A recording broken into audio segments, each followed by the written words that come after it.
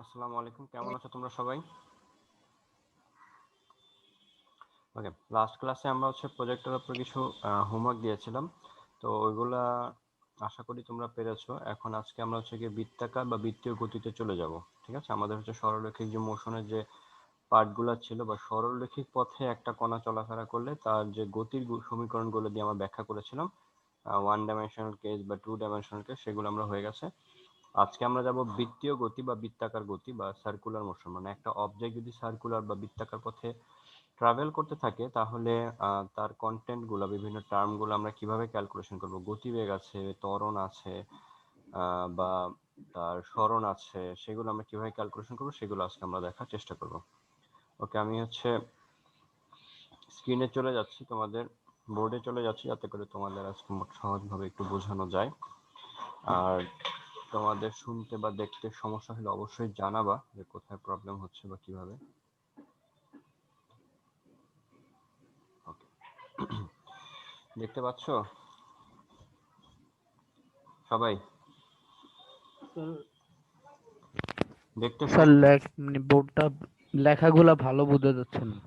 হ্যাঁ, লাইটের বোর্ডের উপর লাইট পড়তেছে লাইট তো। পড়তেছে, হ্যাঁ, একটা লাইটের রিফ্লেকশন হচ্ছে। ভালো মতো লিখলে আই থিঙ্ক বুঝতে পারবা। আগে থেকে ক্লিয়ার, রাইট? আচ্ছা, ঠিক আছে। তো দেখি আমরা বৃত্তীয় বা বৃত্তাকার গতি সেগুলা কি রকম।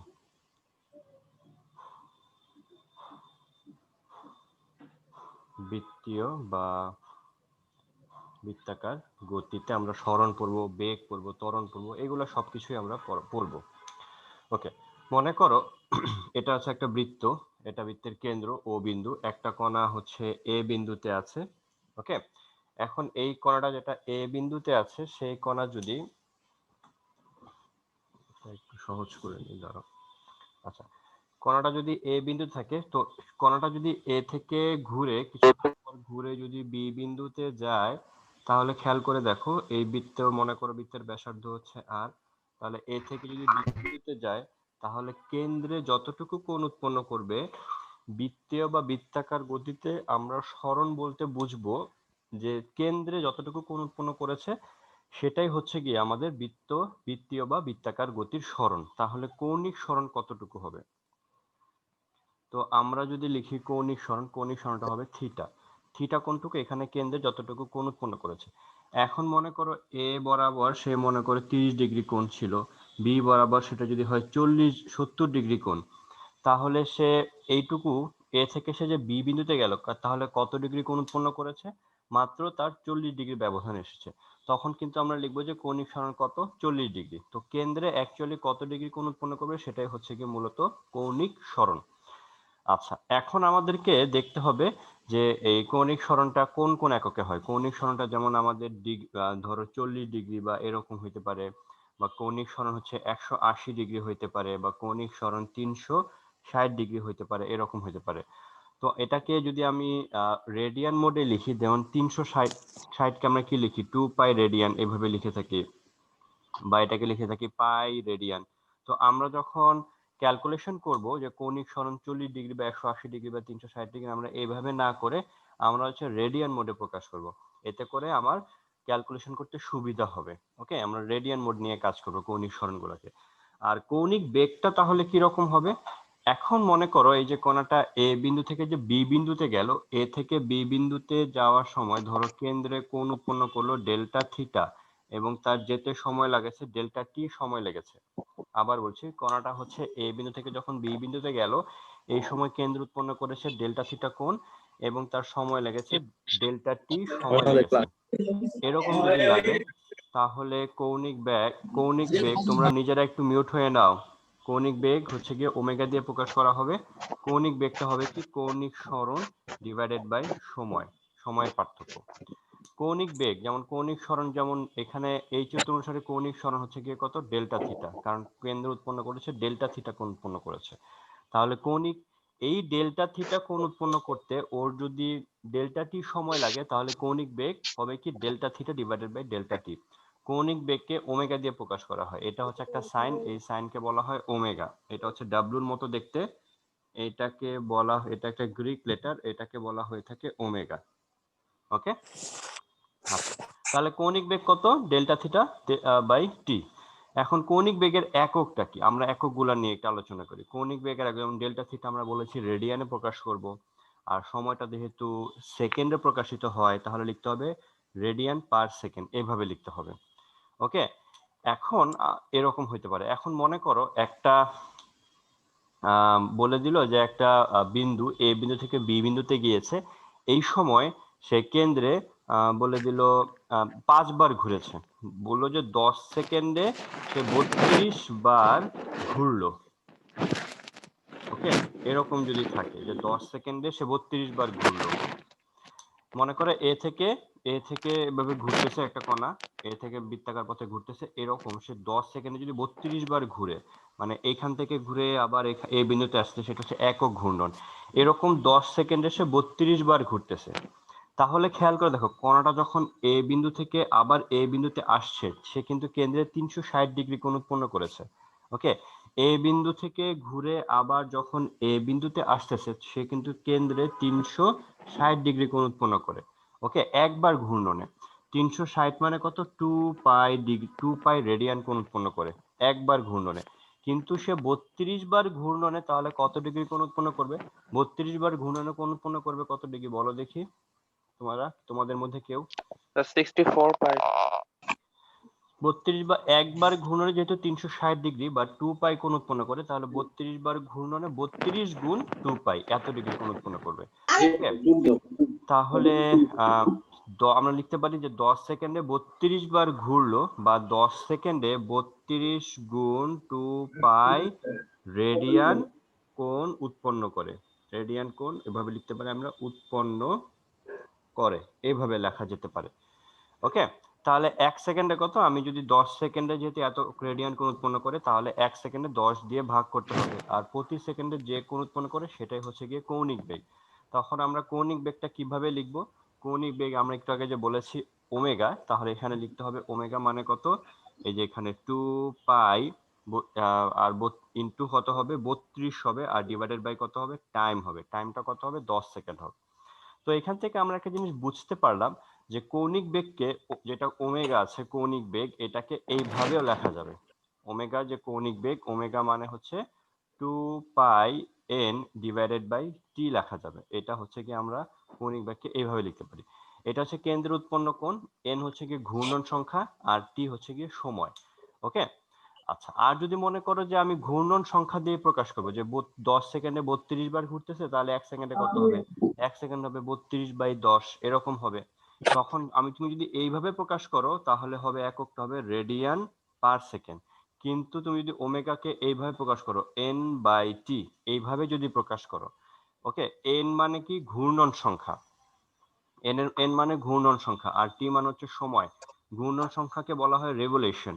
ওকে, ঘূর্ণন মানে হচ্ছে রেভোলিউশন, এই কারণে তখন এককটা হবে n/t। তুমি যদি লেখো তাহলে সেই ক্ষেত্রে একক হবে রেভোলিউশন পার সেকেন্ড।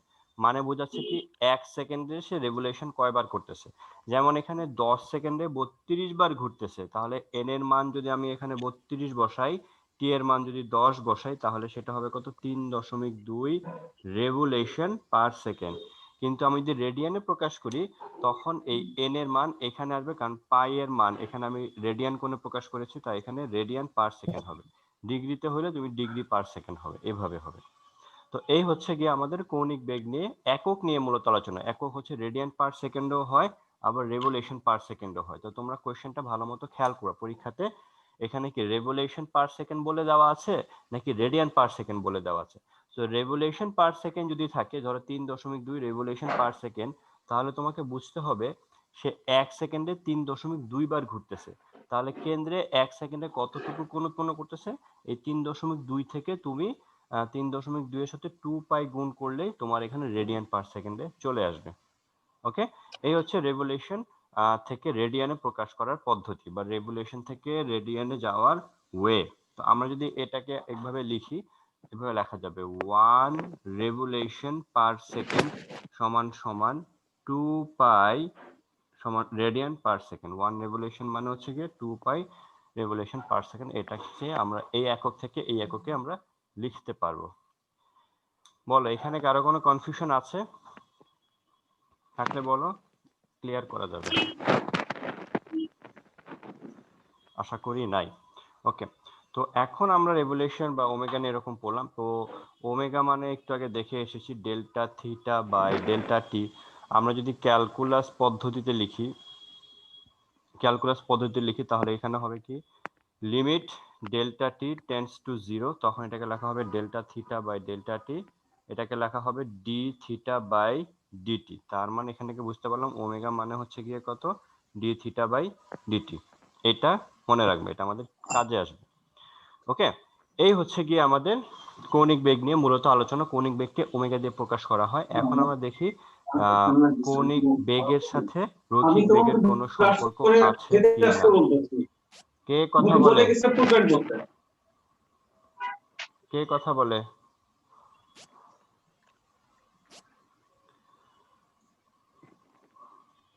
যার কোয়েশ্চেন থাকবে সে নিজে কথা বলবে, আর বাকিরা মিউট করে নাও। এই হচ্ছে কি আমাদের কৌণিক বেগ নিয়ে আলোচনা। এখন আমরা দেখি কৌণিক বেগের সাথে রৈখিক বেগের কি কোনো সম্পর্ক আছে? অবশ্যই আছে। দেখি আমরা কি রকম।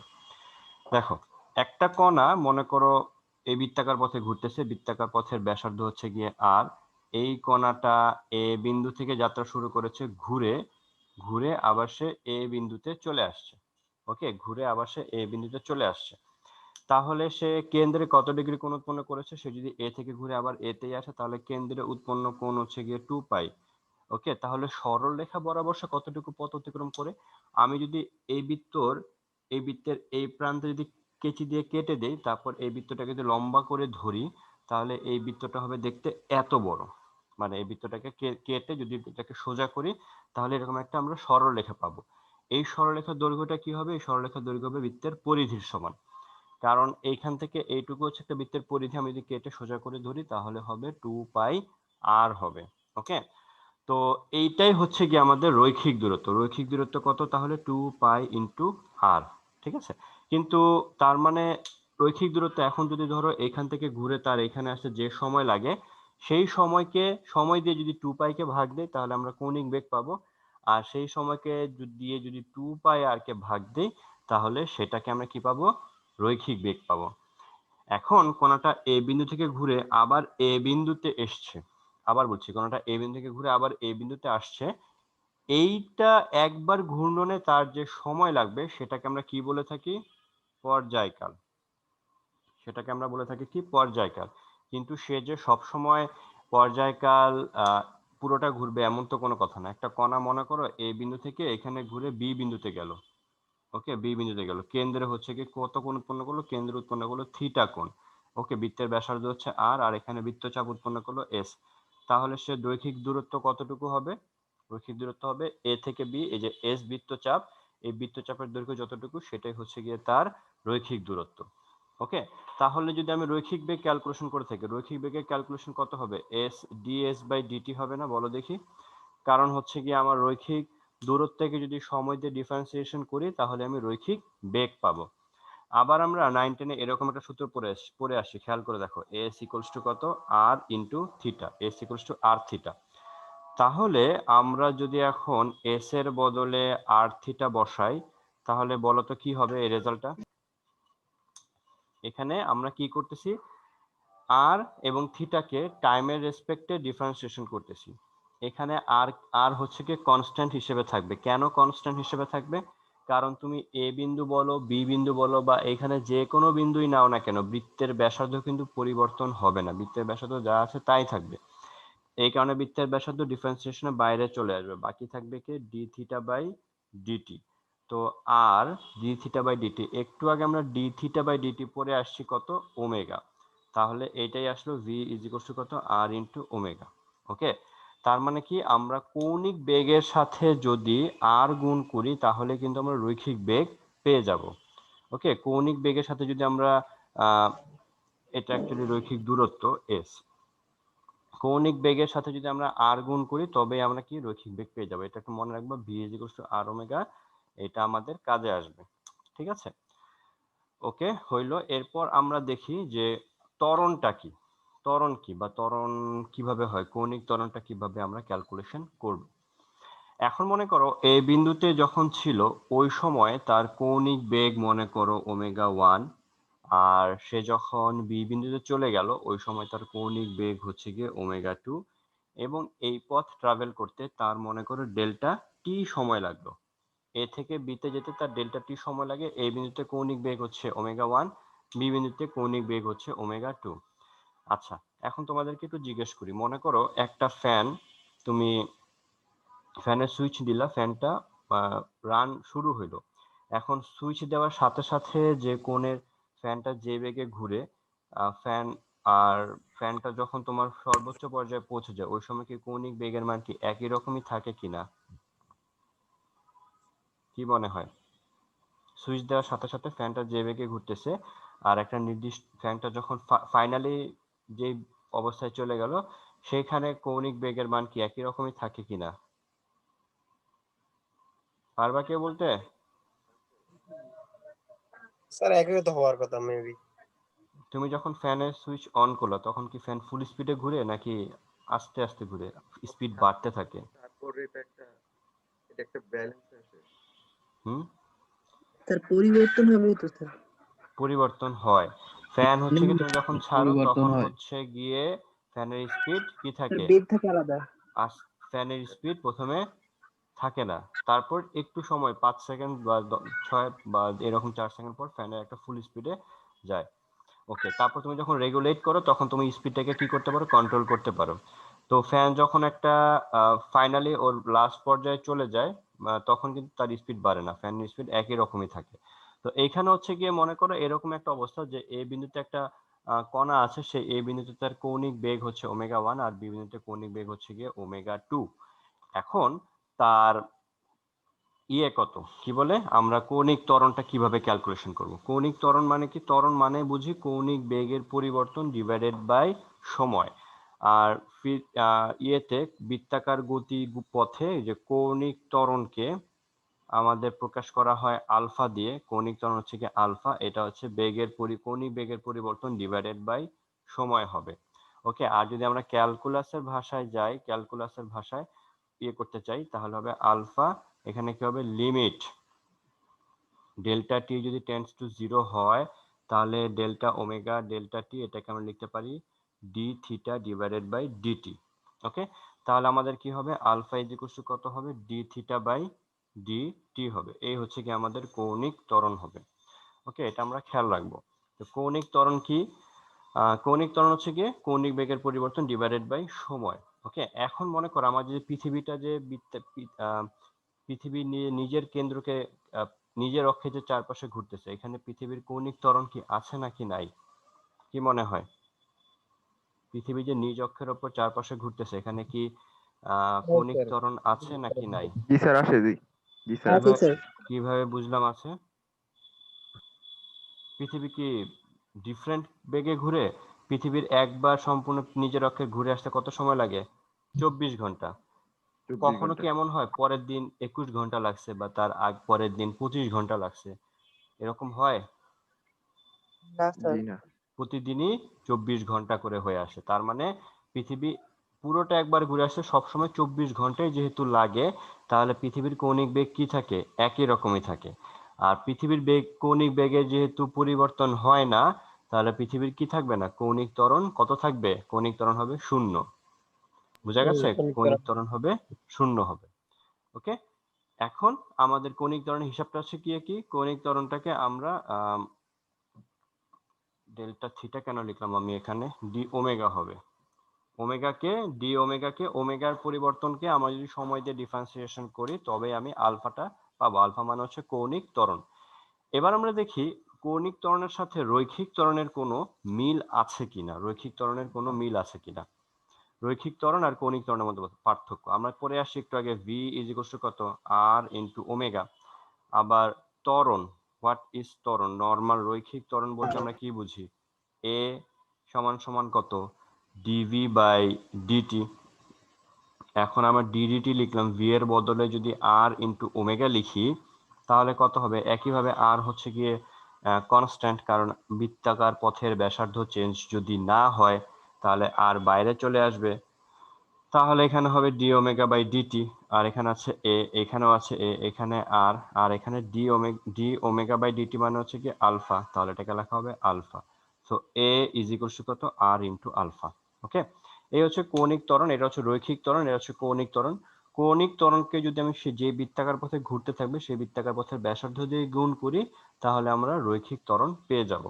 ওকে, এই হচ্ছে কি আমাদের আজকের রৈখিক বেগ, কৌণিক বেগ, রৈখিক ত্বরণ বা কৌণিক ত্বরণগুলোর মধ্যে সম্পর্ক, এবং রৈখিক সরণ এবং কৌণিক সরণগুলোর মধ্যে কি রকম সম্পর্ক আছে সেটা আমরা আজকে একটু দেখা ট্রাই করলাম।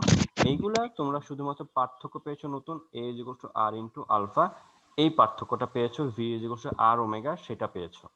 এখন আমরা দেখি গতির যে সমীকরণগুলো পড়েছি আমরা, v equal to u plus a t বা এরকম যে সূত্রগুলো পড়েছি, সেই সূত্রগুলা বৃত্তাকার পথে কি রকম হবে। ওকে, আমরা সমীকরণগুলো লিখে ফেলি, v is equal to u plus a t, তারপর হচ্ছে v square equal to u square plus a t, sorry 2as, তারপর কত s equals to u t plus half a t square, এগুলো আমরা পড়ে আসছি। তো বৃত্তাকার পথে রৈখিক ত্বরণের কৌণিক গতিতে বা বৃত্তাকার গতিতে সমীকরণগুলো কি রকম হবে। ভি মানে হচ্ছে শেষ বেগ, তাহলে এটাকে যদি আমি ওমেগা এফ লিখি, আর এটাকে যদি আমি ইউ এর বদলে যদি ওমেগা আই লিখি, আর এ এর বদলে কত হবে, আলফা হবে, টি এর বদলে টি হবে। সিমিলারলি পরের সমীকরণটা কি হবে, ভি এর বদলে যদি আমি ওমেগা এফ স্কয়ার লিখি মানে ফাইনাল কৌণিক বেগ, এটা হচ্ছে ইনিশিয়াল কৌণিক বেগ বা আদি কৌণিক বেগ, এখানে হচ্ছে 2, এর জায়গায় আমাদের লিখতে হবে আলফা, এস এর জায়গায় কি লিখবো, থিটা লিখবো, কারণ এস যদি রৈখিক সরণ হয় তাহলে থিটা হবে কৌণিক সরণ, আমরা পড়ে আসছি একটু আগে। সিমিলারলি এখানে এস এর বদলে হচ্ছে theta u i t, sorry omega i t plus half into alpha into t square. আমাদের সমীকরণগুলো ঠিক এক্স্যাক্টলি এটা দেখে দেখে যেরকম হওয়ার কথা, আমরা শুধু সিম্বল চেঞ্জ করে দিলাম, আমাদের কাজ হয়ে গেছে। এভাবে আমরা থিটার মান ও আর বাকি সব ক্যালকুলেশন এভাবে আমরা করে ফেলতে পারবো পার্থক্য করে। ঠিক আছে, আর আমরা কিছু দুইটা নতুন সূত্র পেয়েছি, একটা হচ্ছে v equals to r into omega, আর a equals to r into alpha, যেখানে ভি হচ্ছে গিয়ে রৈখিক বেগ, ওমেগা হচ্ছে গিয়ে কৌণিক বেগ, এ হচ্ছে গিয়ে রৈখিক ত্বরণ, আলফা হচ্ছে গিয়ে আমাদের কৌণিক ত্বরণ। এগুলো নিয়ে আমরা কাজ করতে পেরেছি।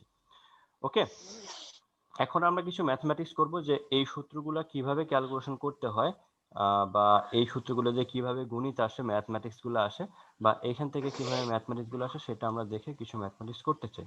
ওকে, আমি শেয়ার স্ক্রিনে যাচ্ছি। তোমাদের যদি বুঝতে সমস্যা অবশ্যই জিজ্ঞেস করবে যে কোথায় কার সমস্যা আছে।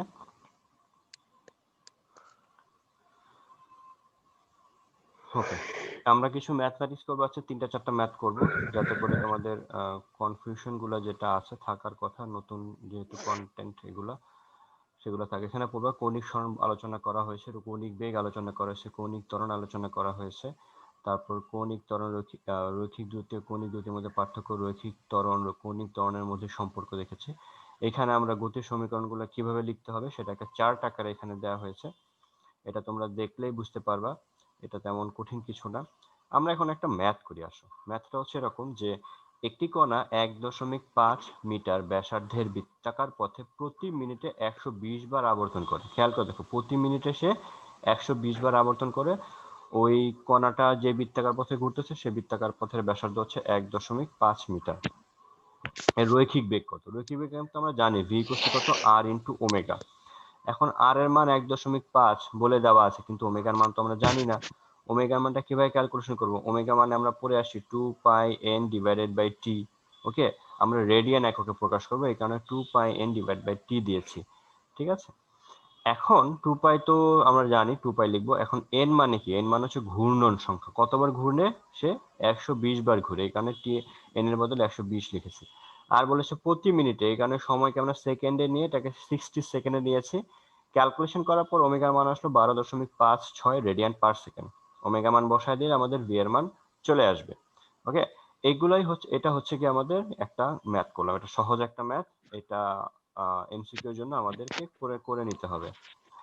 আরেকটা ম্যাথ করি আমাদের, এখানে বলছে একটি দেয়াল ঘড়ির মিনিটের কাটার দৈর্ঘ্য 18 সেন্টিমিটার। যে দেয়ালগুলি 3টা কাটা থাকে, মিনিটে কাটা থাকে, সেকেন্ডে কাটা থাকে আর ঘন্টায় কাটা থাকে। তো মিনিটে কাটা যেটা সেটা দেওয়া আছে 18 সেন্টিমিটার। তার প্রথমটা বলেছে তার পর্যায়কাল কত, কৌণিক বেগ কত, রৈখিক বেগ কত, কৌণিক ত্বরণ কত।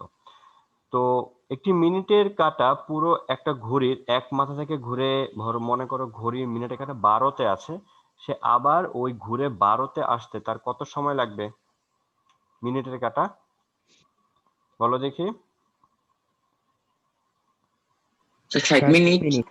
60 মিনিট লাগবে। তাহলে মিনিটের কাটার পর্যায়কাল কত? 60 মিনিট। ওকে। আর সেকেন্ডের কাটা কি?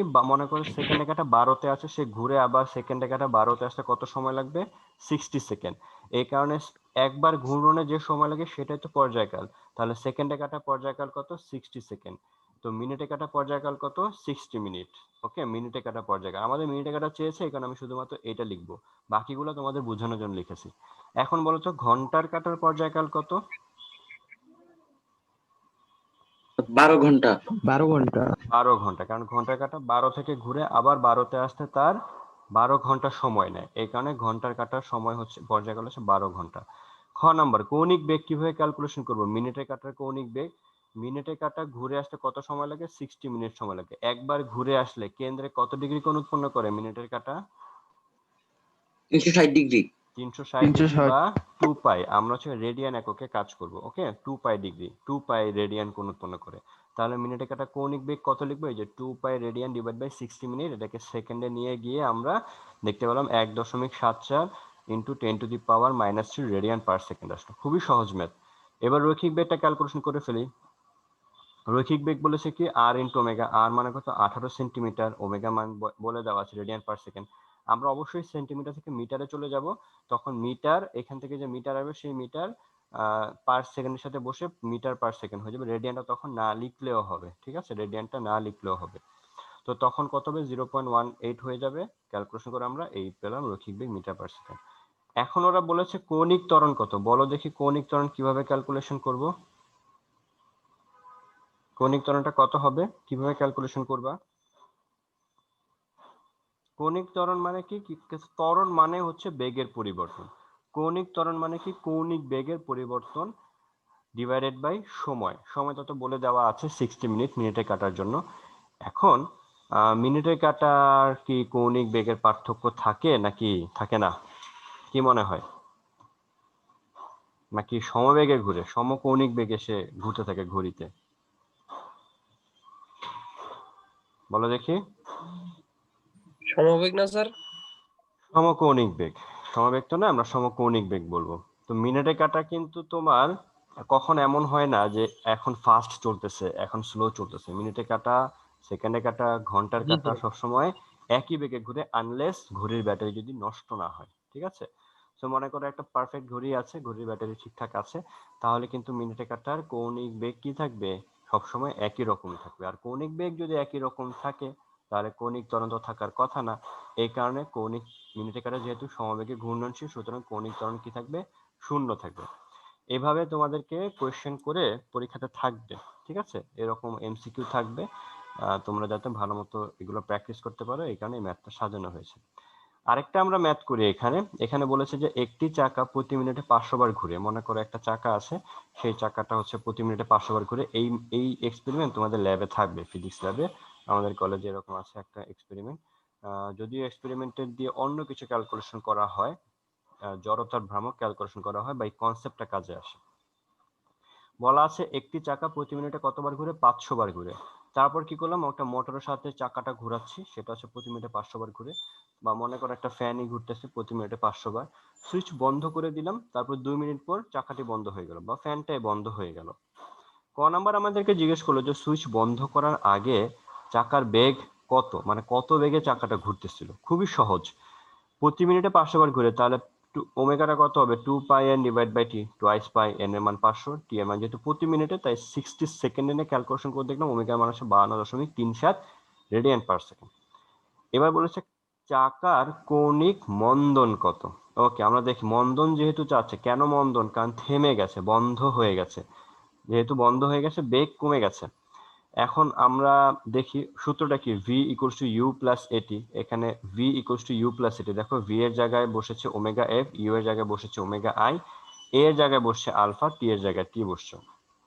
যেহেতু চাকাটি বন্ধ হয়ে যাবে, একসময় বন্ধ হয়ে গেলে কত মিনিট পর বন্ধ হবে, 2 মিনিট পর বন্ধ হবে, তাহলে 2 মিনিট পর কিন্তু 120 সেকেন্ড টি এর বদলে, যেহেতু বন্ধ হয়ে যাবে এই কারণে ফাইনাল বেগ কত, ফাইনাল কৌণিক বেগ 0 হবে, আমরা এখানে 0 নিলাম। ওকে, তারপর আমরা ওমেগা আদি বেগ কত ছিল 52.37 বসায় দিলাম, আলফার মান আসছে -0.4364 রেডিয়ান পার সেকেন্ড স্কয়ার। ওকে, খেয়াল রাখবে সেকেন্ড স্কয়ার। গ নাম্বার, থেমে যাওয়ার আগে চাকাটি কতবার ঘুরে, মনে করো সুইচ বন্ধ করলাম, বন্ধ করার পর কতবার ঘুরে তারপর সে থামবে। তো আমরা একটা কাজ করি, আগে থেমে যাওয়ার আগে কত ডিগ্রি কোণ উৎপন্ন করবে সেইটা আগে ক্যালকুলেশন করে দেখি কি হয়। যেহেতু সে থেমে যাবে, আমরা হিসাব করলাম final v square equals to u square plus 2 as, এইটাকে অবলম্বন করে সাজিয়েছি, তাহলে থিটার মান কত আসছে ওমেগা এফ, ক্যালকুলেশন করে দেখলাম omega f minus omega i square divide by twice alpha. তো ওমেগা এফ হচ্ছে 0 স্কয়ার, যেহেতু থেমে যাবে, আইটা তো ক নাম্বার থেকে পেয়েছি, 2 তো পেয়েছি এখান থেকে, আলফাটা খ নাম্বার থেকে পেয়েছি। তো এখান থেকে ক্যালকুলেশন দেখলাম থিটা মান আসলে 3142.32 রেডিয়ান। ওকে, 32 রেডিয়ান আসলো। তো 2 পাই রেডিয়ান কোণ যখন উৎপন্ন করে তখন সে কয়বার ঘুরে, একবার। ঠিক আছে, তাহলে আমরা কি করলাম, এখানে যে কেন্দ্রে যত ডিগ্রি রেডিয়ান কোণ উৎপন্ন করলো সেই রেডিয়ান কোণকে যদি 2 পাই দিয়ে ভাগ করি তাহলে আমাদের ঘূর্ণন সংখ্যা আসছে ঘূর্ণন সংখ্যা কত আসে, 500.114। তো আমরা এটা রাউন্ড করে কত নিতে পারি, 500 বার ঘুরবে। তার মানে আমি সুইচ বন্ধ করলাম, তারপর সুইচ বন্ধ করার পর সে 2 মিনিট পর থেমে যাবে, ওই 2 মিনিটে সে 500 বার ঘুরবে, 500 বার ঘুরে তারপর ফিতা বা চাকাটা থেমে যাবে। বুঝেছি স্যার সবাই এই কনসেপ্টটা? ওকে, এবার স্যার আমরা খ আসি, নাম্বার বলো। স্যার খ নাম্বারে কি স্যার মূলধন যখন আমরা লিখবো স্যার তখন তো তখন মাইনাস মাইনাস হবে সাইন না। দিব না, হ্যাঁ তখন আমরা লিখবো না, মাইনাস সাইনটা দিব না, কারণ তুমি কখনো বলবা না যে আমার বিজনেসে লস হয়েছে -10 টাকা, তুমি অলরেডি বলেই দিয়েছো লস, তার মানে মাইনাস শব্দটা আর উল্লেখ করা দরকার নেই। ওকে, তুমি যখন লিখবা মন্দন তখন মাইনাসটাকে কাউন্ট করবে না। ওকে, নাহিয়ান কাব্য কোশ্চেন আছে? আচ্ছা ঠিক আছে, এবার আমরা সুষম বৃত্তাকার গতিতে কেন্দ্রমুখী ত্বরণ থাকি। কেন্দ্রমুখী ত্বরণ মানে কি, কেন্দ্রমুখী ত্বরণ হচ্ছে একটা বস্তুকে যখন আমরা বা একটা বস্তু যখন বৃত্তাকার পথে ঘুরতে থাকে তখন কেন্দ্রে সে একটা ত্বরণ অনুভব করে বা কেন্দ্রে একটা বল অনুভব করে। এখন সে কেন্দ্রে যে বল অনুভব করে সেই বল যে ত্বরণের কারণে উদ্ভব হয় সেটাই হচ্ছে গিয়ে কেন্দ্রমুখী ত্বরণ। এই কেন্দ্রমুখী ত্বরণ কনসেপ্টটা আমরা নেক্সট চ্যাপ্টারে গিয়ে আরো ভালো মতো পড়বো, কারণ এই চ্যাপ্টার থেকে কেন্দ্রমুখী ত্বরণ থেকে কোনো কোয়েশ্চেন আসেই না, এবং অধ্যায়ের শেষে এই কেন্দ্রমুখী ত্বরণ নিয়ে কোনো কোয়েশ্চেন খুব একটা অ্যারেঞ্জ করা হয়নি, বাট যেহেতু চ্যাপ্টারে আছে তাই আমরা এখানে সংযুক্ত করেছি। তো কেন্দ্রমুখী ত্বরণটা কি, কেন্দ্রমুখী ত্বরণ আমি সবসময় যে এক্সাম্পলটা বলবো, তুমি মনে করো 1 গ্লাস পানি নিয়েছো, এখন এই 1 গ্লাস পানিকে যদি চামচ দিয়ে অনেক ভালো মতো ঘুটাইতে থাকো তখন দেখবা আহ পানির উপরে যে যদি কোনো ময়লা টয়লা থাকে এগুলো ঘুরতে ঘুরতে একসময় কি কেন্দ্রে চলে আসে। তার মানে কি, কেন্দ্রে দিকে যেহেতু চলে আসে কেন্দ্রের দিকে সে কি করে, একটা বল অনুভব করে, এবং আমরা পড়ে আসছি বল মানে কি, F = ma। ওই বলটা যেই ত্বরণের কারণে উদ্ভব হয় সেটাই হচ্ছে কি কেন্দ্রমুখী ত্বরণ আমরা বলতে পারি। তো কেন্দ্রমুখী ত্বরণের রাশিমালা, কথা বলো না তোমরা, কথা বলবা না তোমরা। কেন্দ্রমুখী ত্বরণটা কি তাহলে, এসি সেটা হচ্ছে গিয়ে কত, v²/r। কেন্দ্রমুখী ত্বরণকে এসি দিয়ে প্রকাশ করা হয়, এসি মানে হচ্ছে সেন্ট্রিপিটাল ফোর্স। তোমরা তোমাদের রোল নাম্বারগুলো দিয়ে দাও এখন, 10টা 36 এই সময় আমি কাউন্ট করবো রোল নাম্বার 10টা 36 এর পর থেকে। আর আমি বলার আগে তোমরা অনেকে রোল নাম্বার দিয়ে দাও, তো কোনো লাভ নাই, আমি যখন বলবো রোল নাম্বার দিতে ঠিক তখন থেকে আমি হচ্ছে কি তোমার অ্যাটেন্ডেন্সটা কাউন্ট করে থাকি সাধারণত, সুতরাং আগে পরে দিয়ে কোনো লাভ হয় না তোমাদের। যাই হোক, কেন্দ্রমুখী ত্বরণকে প্রকাশ করা হবে এসি দিয়ে, এসি মানে হচ্ছে সেন্ট্রিপিটাল অ্যাক্সেলারেশন, এখানে এসি দিয়ে প্রকাশ করা হয়। আমি আবার বলছি কেন্দ্রমুখী ত্বরণের রাশিমালাটা কিভাবে আসলো এটা নেক্সট চ্যাপ্টারে গিয়ে আমরা ভালো মতো পড়বো। ওকে, আচ্ছা, তো এসি ইকুয়াল কত, v²/r। ভিটা মানে কি, ভিটা মানে হচ্ছে যে এই যে বৃত্তাকার পথে ঘুরতেছে কত বেগে সেটাই হচ্ছে গিয়ে ভি। হ্যাঁ, একটা কোয়েশ্চেন করছে চাচ্ছে কেউ একজন, বলে ফেলো।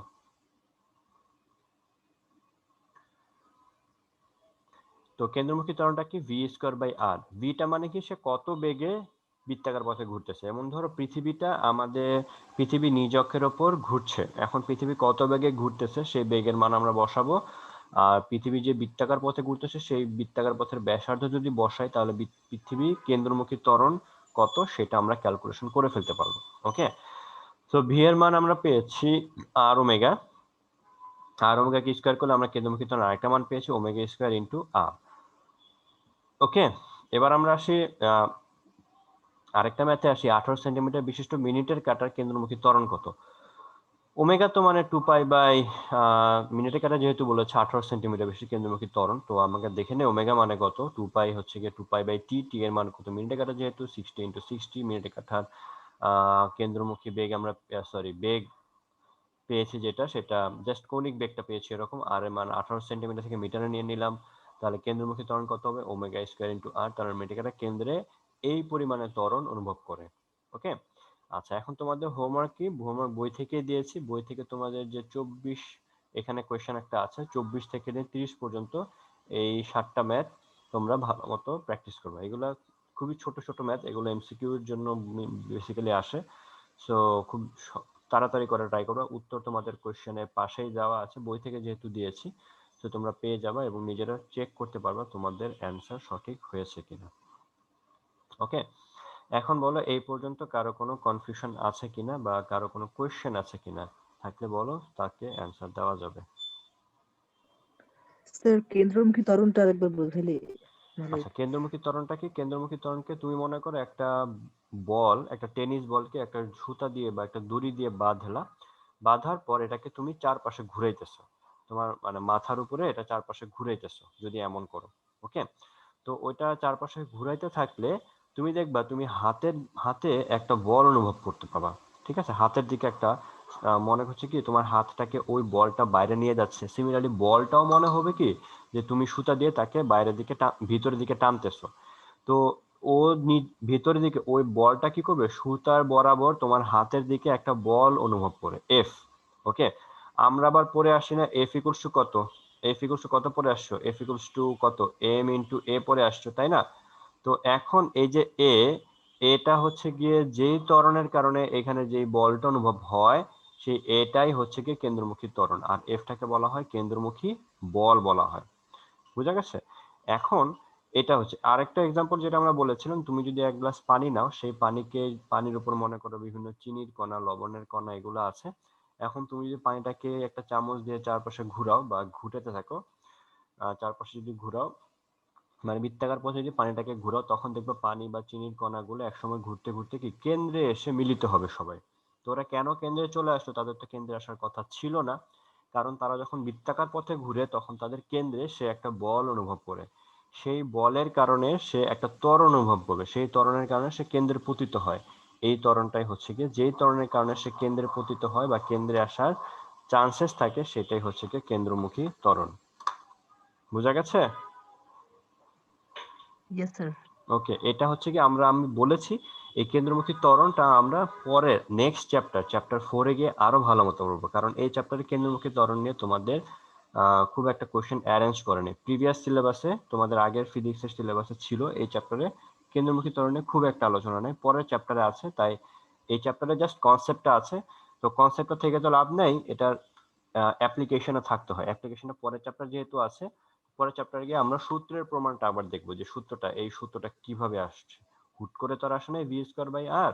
এটা আমরা নেক্সট চ্যাপ্টারে গিয়ে একটু ভালো মতো পড়বো। তো এই হচ্ছে স্যার কি আমাদের হ্যাঁ বলো। আর আগের ক্লাসের এইচডব্লিউটা নিয়ে একটু আলোচনা করলে ভালো হয়। ফার্স্ট এইচডব্লিউটাতে একটু সমস্যা হচ্ছিল। জি স্যার, আগেরটার লাস্টেরটার শেষের ওই অংশটা ওইটা বুঝি নাই তো। আচ্ছা ঠিক আছে, সময় যেহেতু নয় নেক্সট ক্লাস আলোচনা করবো না, ঠিক আছে?